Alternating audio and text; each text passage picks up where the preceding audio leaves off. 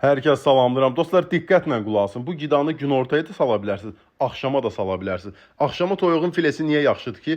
Yəni tez həzm olunur. Axşam vaxtı sən heç bir fiziki itki vermirsən. Amma ki günorta toyuğun filesinin yerinə mal ətini sala bilərsiniz. Yəni gec həzm olunur. Yəni sən çünki günorta hər hansı bir iş görürsən, ona görə. Bir də ki, tərkibində kreatin var mal ətinin, sənə köməyi var.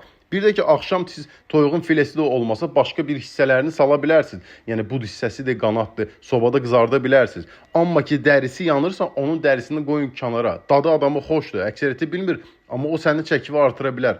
Bir də ki, manqal salatıdır, sobada bişirilib. İndi əksəriyyəti deyir, mən qreçkadır, düydür, makarondur, bunu yemirəm də. Onlar karbohidratdır, onlar mənə kökəldə bilər. O demək deyil ki, sən bu fileni də çox yeyəsən. Bədən istədiyi kimi bunu qəbul edə bilmir. Bu sənə artıq yəni yağ verməsə də, təmiz, yəni artıq çəki verə bilər sənə. Yəni bədən istədiyi kimi, yəni bunu qəbul edə bilməz axı. Sən elə bil ki, bir dəfəyə oturub 200 qram yeyirsən, amma birdən-birə sən yarım kilo yeyirsən, bədən bunu həzmə çatdırmır və səhər yuxudan duranda görürsən ki, sənin ağzına həmin yediyimin, yəni tamı gəlir. Bir daha söylürəm dostlar, çalışın az yeyin, keyfiyyətli yeyin. Nə qədər xəstəliklər varsa, hamısı deponun səbəbindən olur. Hər kəsə uğurlar.